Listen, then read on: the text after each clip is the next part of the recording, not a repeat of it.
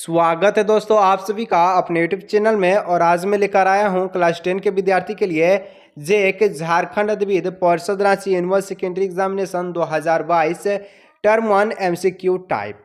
यानी कि आपका जो 2022 में जो क्वेश्चन पेपर है टर्म 1 का, जिसमें पूरा का पूरा प्रश्न जो है एमसीक्यू था। और इस बार जो है आप सभी का जो है बोर्ड परीक्षा 2023 में टर्म 1 और टर्म 2 कर नहीं लिया जाएगा। इसको जो है इस पैटर्न को रद्द कर दिया गया है और एक बार बोर्ड परीक्षा लिया जाएगा 2023 में, जिसमें आपको ऑब्जेक्टिव यानी एमसीक्यू के साथ साथ आपका जो सब्जेक्टिव प्रश्न भी रहने वाला है।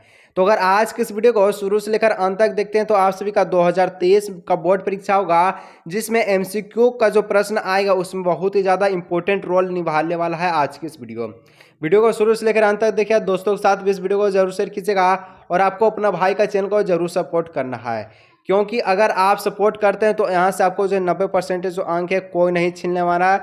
सभी विद्यार्थी को यहाँ से 90% जो अंक है दिलाने वाला हूँ मैं, ठीक है। तो आज के इस वीडियो में हम लोग साइंस देखने वाले हैं, ठीक है, जो आपके 2023 के बोर्ड परीक्षा में बहुत ही ज़्यादा इंपॉर्टेंट रोल निभाने वाला है और एमसीक्यू प्रश्न में सबसे ज़्यादा, ठीक है। तो वीडियो को कंप्लीट देखिएगा दोस्तों। और यहाँ से आपको से है यहाँ पर 10 से 12 प्रश्न जो आपके एग्जाम में पूछा ही जाएगा, ठीक है, क्योंकि आपको जो है पता है कि प्रीवियस ईयर क्वेश्चन पेपर से बहुत ज़्यादा प्रश्न जो है देखने को मिलता है। और यहाँ पर आपको जो सब्जेक्टिव प्रश्न का तैयारी कराने के लिए 2019 का पेपर में लेकर आऊँगा प्रीवियस ईयर का, ठीक है। तो पहला प्रश्न यहाँ कि उत्तल दर्पण, ठीक है, द्वारा बना प्रतिबिंब सदैव होता है। उत्तल दर्पण द्वारा हमेशा याद रखिएगा जो प्रतिबिंब है ये सीधा बनाता है, ठीक है। और अवतल दर्पण द्वारा कैसा बनाता है कमेंट में जरूर बताइएगा आंसर, ठीक है। नेक्स्ट प्रश्न यहाँ पर 2 नंबर देख लीजिए कि गोलीय दर्पण का फोकांतर उसके प्रकाथा त्रिज्या का कितना गुना होता है, ठीक है। यहाँ पर आपको एक फॉर्मूला ध्यान से देखिए कि एफ बराबर होता है r/2, ठीक है। तो एफ क्या है यहाँ पर, जो प्रकाथा त्रिज्या का आधा है, ठीक है, यानी कि 2 ऑप्शन आपका जो सही हो जाएगा 2 नंबर का, ठीक है। बहुत इंपॉर्टेंट प्रश्न है दोस्तों, यहाँ पर टोटल 40 ऑब्जेक्टिव है और इस बार भी आपका जो है पूछा जाएगा प्रश्न, बहुत ही ज़्यादा इससे मैच करेगा, ठीक है। तो प्रश्न है 3 नंबर की अवतल दर्पण की फोकस दूरी होता है, ठीक है, होती है, कैसा होता है, तो ऋणात्मक होता है। अवतल दर्पण की फोकस दूरी ऋणात्मक होता है, ठीक है। आगे बढ़ते हैं हम लोग। तो यहाँ पर 4 नंबर का जो प्रश्न है कि हजामती दर्पण के रूप में किस प्रकार का जो है दर्पण का उपयोग होता है। हजामती का है तो दाढ़ी बनाने में किस प्रकार का दर्पण का उपयोग होता है, तो अवतल दर्पण का, ठीक है, यहाँ पर क्लियर हो गया। नेक्स्ट यहाँ देख लीजिए 5 नंबर का जो प्रश्न है कि गोलीय लेंस मुख्यतः कितने प्रकार के होते हैं, तो कितने प्रकार के होते हैं, 2 प्रकार के होते हैं। कौन कौन होते हैं कमेंट में इसका आंसर जरूर बताइएगा, ठीक है दोस्तों। तो यहाँ पर प्रश्न देख लीजिए। नेक्स्ट है कि 6 नंबर उत्तल लेंस द्वारा वास्तविक, ठीक है, उत्तल लेंस द्वारा वास्तविक आवर्धित प्रतिबिंब बनता है जब वस्तु स्थित होती है। कहाँ स्थित होती है, फोकस पर स्थित होगी तो कैसा प्रतिबिंब बनेगा, वास्तविक और आवर्धित प्रतिबिंब बनेगा, ठीक है। आगे बढ़िया नेक्स्ट प्रश्न देख लीजिए 7 नंबर की जब प्रकाश की किरण हवा से कांच में जाती है तो वह मुड़ जाती है, कहाँ मुड़ जाती है, अभिलंब की ओर मुड़ जाती है, ठीक है। यहाँ पर एक कांच, ठीक है, प्रकाश की किरण जैसे ही इसमें प्रवेश करेगा तो ये जो है अभिलंब के तरह ही अभिलंब के जो है नज़दीक जो है मुड़ जाता है, ठीक है। आगे बढ़ते यहाँ पर नेक्स्ट है 8 नंबर का जो प्रश्न है कि लेंस की क्षमता का एसआई मात्रक है, ठीक है। लेंस की क्षमता का एसआई मात्रक होता है डायऑप्टर होता है, यानी कि 4 ऑप्शन आपका राइट आंसर हो जाएगा। तो आगे बढ़ते हैं दोस्तों हम लोग नेक्स्ट प्रश्न देखिए। हर एक प्रश्न आपके बोर्ड एग्जाम को बेहतर बनाएगा, सभी को ध्यान से देखिएगा दोस्तों के वे इस वीडियो को जरूर शेयर कीजिए, ठीक है। हमारे नेत्र में लेंस होते हैं, कैसा लेंस होता है, तो उत्तल लेंस होता है, ठीक है। हमारे नेत्र में उत्तल लेंस होते हैं, आपको ध्यान रखना है, ठीक है। 10 नंबर का प्रश्न कि आंख के लेंस के प्रकाथा त्रिज्या को नियंत्रित करता है, कौन नियंत्रित करता है, पुतली। यहाँ पर आपको पता होगा कि तेज धूप आने से जो है यहाँ पर पुतली जो है क्या होता है, कमेंट में इसका आंसर जरूर बताइए, ठीक है। तेज धूप आने से पुतली में क्या फर्क पड़ता है, कमेंट में इसका आंसर जरूर बताइएगा। 11 नंबर का प्रश्न है कि अस्पष्ट दृष्टि की अधिकतम दूरी का मानक जो है मानक मान है, क्या है, तो अनंत है, ठीक है। अधिकतम दूरी पूछा है तो यहाँ पर अनंत हो जाएगा और न्यूनतम दूरी पूछेगा तो इसका आंसर कमेंट में दीजिएगा। देखेंगे कि कितना विद्यार्थी जो यहाँ पर 2023 के बोर्ड एग्जाम का बेहतर तैयारी कर रहे हैं और 90% अंक का जो है यहाँ पर भरोसा है उनको लाने का, ठीक है। तो 12 नंबर का प्रश्न है कि अवतल लेंस के चश्मे का उपयोग करके किस दृष्टि दोष को दूर किया जा सकता है। तो अवतल लेंस का जो चश्मा रहता है इसको पहनने के बाद निकट दृष्टि दोष दूर हो जाता है। निकट दृष्टि दूर कहने का मतलब है कि दूर के जो वस्तुएं हैं ये साफ साफ दिखने लगेगी, ठीक है। निकट यानी निकट का जो वस्तुएं दिखती है लेकिन दूर का नहीं दिखता है, तो अवतल लेंस लगाने से ये जो है बीमारी सोल्व हो जाए, ठीक है। नेक्स्ट यहाँ देख लीजिए, तारा का टिमटिमाना प्रकाश की किस घटना को दर्शाता है। तो जब भी तारा टिमटिमाएगा तो ये प्रकाश का अपवर्तन का जो है दर्शाता है, ठीक है, घटना को। आगे बढ़ते हम लोग नेक्स्ट, तो यहाँ पर देख लीजिए 14 नंबर का जो प्रश्न है कि किस अभिक्रिया में भाग लेने वाले पदार्थ कहलाते हैं, ठीक है। किसी अभिक्रिया में भाग लेने वाले पदार्थ जो है अभिकारक कहलाते हैं, और अभिकारक जो है बनने के बाद क्या होता है, इसका आंसर कमेंट में दीजिएगा। देखिए हर एक बार प्रश्न इसलिए पूछ रहा हूँ ताकि आपको यहाँ पर कोई जो है डाउट ना रहे कि ऐसा प्रश्न भी एग्जाम में पूछा जा सकता है, ठीक है। तो समीकरण है यहाँ पर CaCO3, ठीक है। यहाँ पर देखिए अलग हो रहा है CaO और प्लस CO2 किस प्रकार की अभिक्रिया है।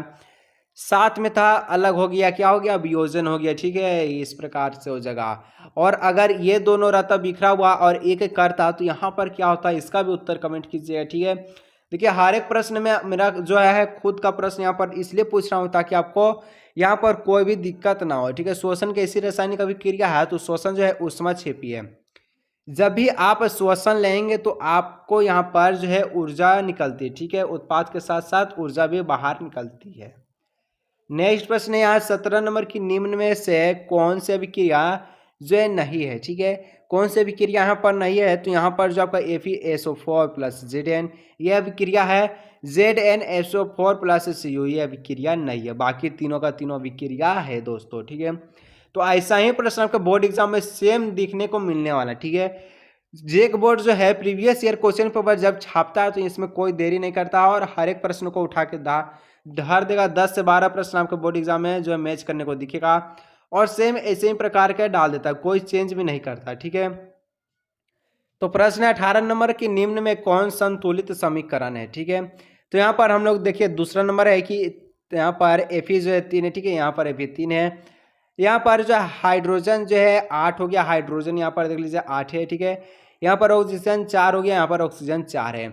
और संतुलित करना किसको किसको नहीं आता कमेंट में बताइएगा, क्योंकि इससे प्रश्न आपके बोर्ड एग्जाम में सबसे ज़्यादा देखने को मिलने वाला है, ठीक है। अगर नहीं आता कमेंट में बताइएगा, इसका जो है प्रश्न मैं लेकर आऊँगा नेक्स्ट, इसका जो अलग वीडियो लेकर आऊँगा, ठीक है।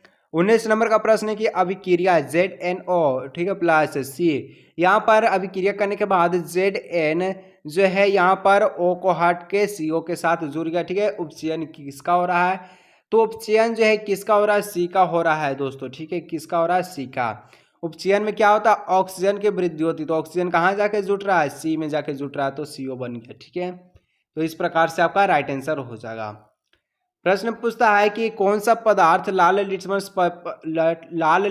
पत्र को नीला कर देता है, ठीक है। तो क्षार जो है ये लाल लिटमस को नीला कर देता है, और नीला को लाल कौन करता है कमेंट में बताइएगा, ठीक है। निम्न में कौन दुर्बल अम्ल है, दुर्बल अम्ल बहुत होते हैं लेकिन शक्तिशाली अम्ल टोटल 3 होते हैं, ठीक है। तो यहाँ पर 1 2 3 ये तीनों के तीनों शक्तिशाली अम्ल है, दुर्बल अम्ल ये आपका CH3COOH ये हो गया, ठीक है। 12 नंबर का जो प्रश्न है कि अम्ल के जलीय विलयन में उत्पन्न होते हैं, क्या होते हैं, तो जब भी जो है अम्ल जो है पानी के साथ जो है घुलता, जब भी अम्ल जो है पानी के साथ अभिक्रिया करेगा तो यहाँ पर H+ आयन देता है, ठीक है। अम्ल के जलीय विलयन में उत्पन्न होता है H+ आयन। क्षार के जलीय विलयन में क्या उत्पन्न होता है, तो OH-, ठीक है।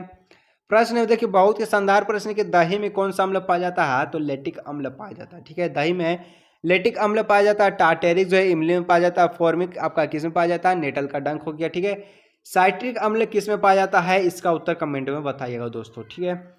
आगे बढ़े यहाँ पर 24 नंबर का जो प्रश्न है कि अम्लीय विलयन का pH मान होता है, ठीक है। अम्लीय विलयन का pH मान 7 से कम होता है, 7 होने पर उदासीन हो जाता है, 7 के बराबर ही उदासीन कहलाता है, 7 से अधिक क्षार कहलाता है, ठीक है। यहाँ सभी प्रश्न क्लियर हो जाएगा, कोई यहाँ पर दिक्कत नहीं होगा। प्रश्न है कि कौन अधिक क्षारीय है, ठीक है, कौन अधिक क्षारीय है। pH का मान 8 है, pH 10 है, pH 12 है, pH 14 है, यानी कि सबसे ज्यादा शक्तिशाली हो गया, ठीक है, क्षारीय हो गया। यहाँ पर देख लीजिए 26 नंबर की विरंजक चूर्ण का रासायनिक सूत्र है, तो CaOCl2, ठीक है, CaOCl2 विरंजक चूर्ण का रासायनिक सूत्र है, ठीक है। प्रश्न है 27 नंबर के, प्रकाश संश्लेषण में ऑक्सीजन बाहर निकलती है, ठीक है, प्रकाश संश्लेषण में ऑक्सीजन बाहर निकलती है, कहाँ से निकलती है, जल से निकलती है। और हर एक प्रश्न है दोस्तों, फिर से बोल रहा हूँ, अच्छी तरह से नोट करिएगा कॉपी पे, क्योंकि आपके 2023 के बोर्ड एग्जाम में पूछेगा ही पूछेगा। आगे बढ़ते हम लोग नेक्स्ट देखते हैं 28 नंबर का जो प्रश्न है किस प्रकार से पूछा गया, ठीक है। तो 28 नंबर का जो प्रश्न है कि